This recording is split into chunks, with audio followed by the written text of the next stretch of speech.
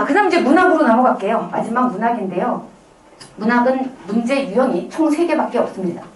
표현상 특징 문제, 소설 같으면 서술상 특징 문제입니다.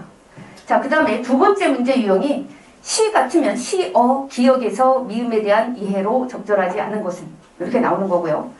그 다음에 소설에서도 마찬가지로 기억에서 미음, 사람의 심리 추리하고 이런 거 있죠. 네. 그 다음에 세 번째는 보기 문제입니다. 보기 문제는 문학의 보기 문제는 문제 유형이 똑같습니다.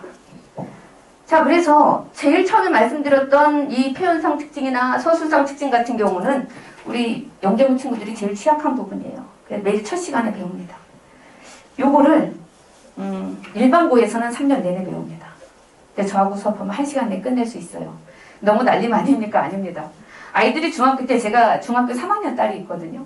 그동안에 이제 국어 시간에 배운 거를 쭉 봤는데 고등학교 3학년까지 익혀야 되는 표현상의 특징, 서술상의 특징을 이미 다 배웠습니다.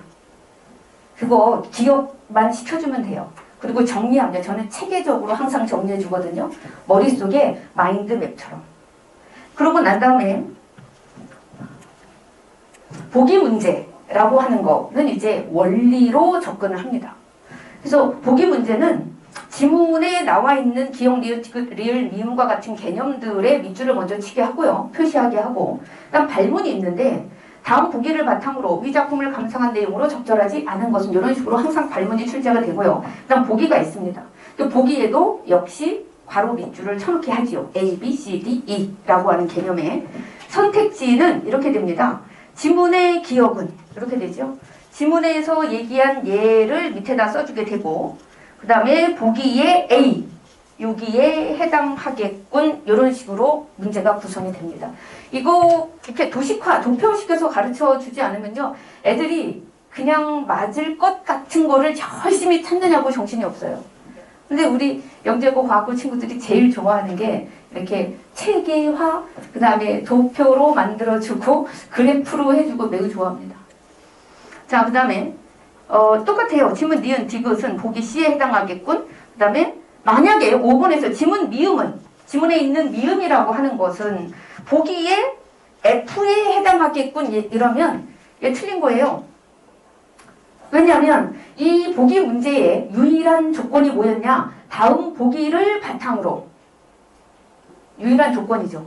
보기에 나와 있는 A, B, C, D, E 이 개념을 바탕으로 이 작품을 감상하라 라고 요구했는데 딴 거 가지고 있죠?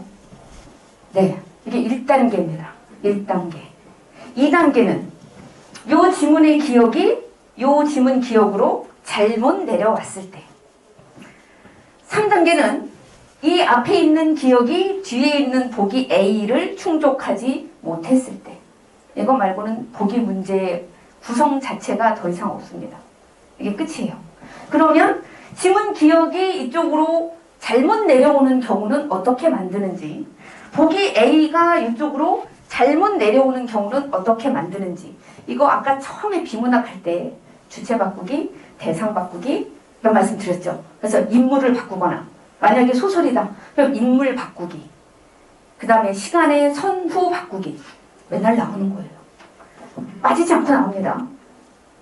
근데 아까 그 문제에서 재밌는 에피소드가 있었는데 제가 가르치는 친구 중에 제가 이제 유일한 조건이 문제, 발문의 조건이 보기를 바탕으로 감상하라고 했다. 요걸 가르쳤어요. 근데 이제 내신을 봤습니다. 내신 문제를 봤는데 학교 선생님께서 백석의 사생활에 대해서 매우 열심히 여러 차례에 걸쳐서 말씀을 하셨대요. 근데 보기 문제에 사생활이 나올 수는 없잖아요. 그래서 그냥 고향, 부모 뭐 이랬는데 아까 말씀드린 사생활이라고 하는 것은 자신의 연인에 관한 것이었어요.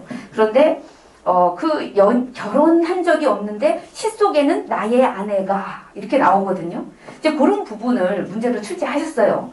근데 이제 이 친구는 저한테 배운 대로만 여기 보기에서 얘기한 것만 가지고 풀었는데 틀린 거예요. 그래서 학교 선생님한테 선생님 이거 잘못됐는데요 라고 했더니 선생님께서 뭐라고 말씀하셨냐면 내가 수업 시간에 10번도 넘게 얘기했어. 수업을 잘 들었으면 당연히 맞아야지. 이 친구가 뭐라고 했냐면 저한테 배운 대로 만약에 그렇다면 발문이 잘못됐어요 선생님. 보기를 바탕으로가 아니고 수업 시간에 배운 내용을 바탕으로 이 작품을 감상한 내용으로 적절하지 않은 것은 이랬다면 제가 그것을 표시했을 거예요. 이게 딱 2년 전 얘기인데요. 틀먹고 얘기입니다. 그래서 원래 선생님들 다 반박고 주시거든요. 전체적으로 다 그냥 맞는 걸로 처리를 했던 에피소드가 있습니다.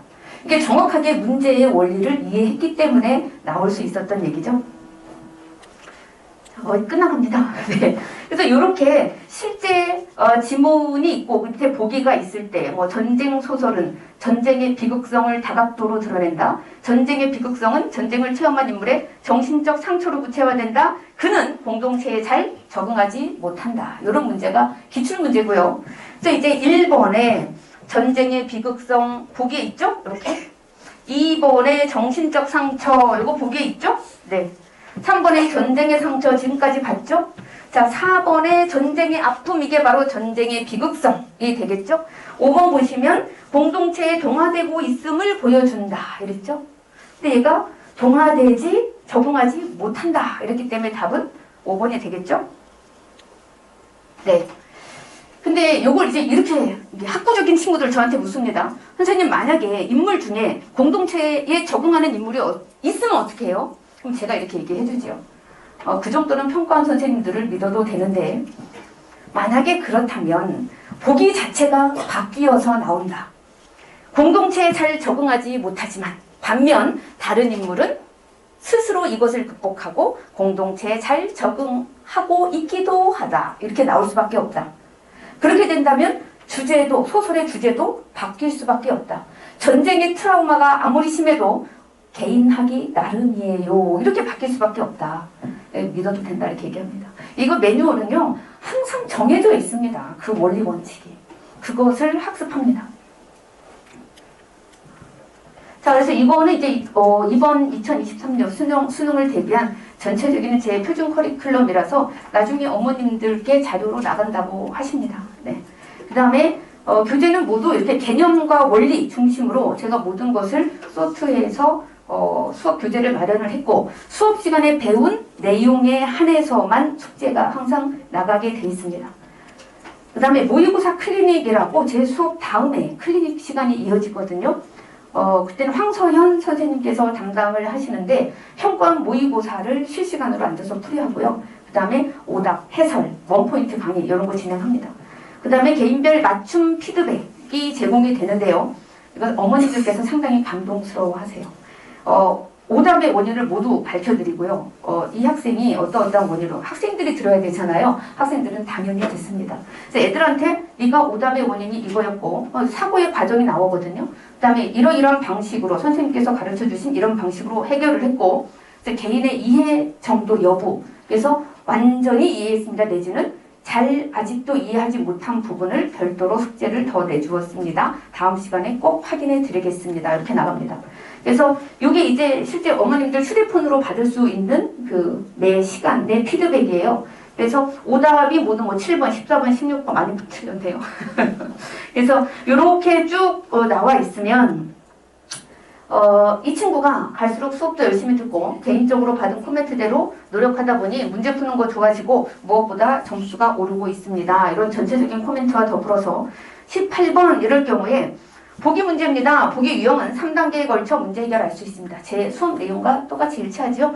그래서 3단계에 해당하는 유형 1단계, 2단계, 3단계 중에 앞에 있는 내용이 뒤에 있는 내용을 충족시키지 못하는 3단계에 해당하는 유형으로 대상을 바꿔서 오답을 낸 문제입니다. 이렇게 설명이 나갑니다. 학생들은 당연히 그거 알고 있고요. 그 다음에 이 친구 같은 경우 이제 발문에서 계속 실수하는 이 실수 잡는 것도 진짜 큰일이거든요. 근데 그거 지속적으로 지적해주고 바로잡지 않으면 수능 볼 때까지 실수합니다. 그래서 실수하는 부분에서 실수하지 않는 방법을 알려주었습니다. 절대 왜 적절하지 않은 건데 적절한 거 찾고 뭐 이런 거 있죠. 근데 그거 단순히 세모, 동그라미 이 표시하는 걸로 안 되고요. 완벽한 그 다음에 또 빨리 푸는 그런 방법이 존재합니다. 그래서 그런 것들에 대한 클리닝을 진행을 합니다. 지금까지 제가 어떻게 수업하는지는 충분히 말씀을 드린 것 같고요. 전체적으로 이 친구들이 비문학은 시간이 모자란다고 말씀드렸잖아요. 여러 번 읽게 됩니다. 1문단, 2문단, 3문단 정도 읽으면 뭐라 그랬지? 다시 올라가기도 해요. 그런데 저하고 수업을 하면 비문학도 마찬가지고 긴 소설도 마찬가지고 일단은 지문을 처음부터 끝까지 읽었다고 한다면 그것과 관련된 5개의 문제는 모두 풀려 있게 됩니다. 그 순서를 익히는 거예요. 비문학과 문학이 매우 유사해서 한 번 익히고 그 다음 단계 시문학으로 넘어가고 그 다음 단계 소설문학으로 넘어가도 똑같은 알고리즘을 겪게 됩니다. 그래서 우리 친구들 제일 습득하기 좋아하는 거 알고리즘이에요. 그렇죠? 네. 그래서 그런 방식으로 최적화되어서 아이들이 가장 단시간에 그 다음에 정확한 답을 찾을 수 있도록 최대한 능력치를 끌어올리고 최대한 저희가 배려해서 익히게 해주는 것까지가 제가 마련한 프로그램입니다. 감사합니다. 질문 있으시면 간단하게 받고 갈게요. 아니면 다음 선생님.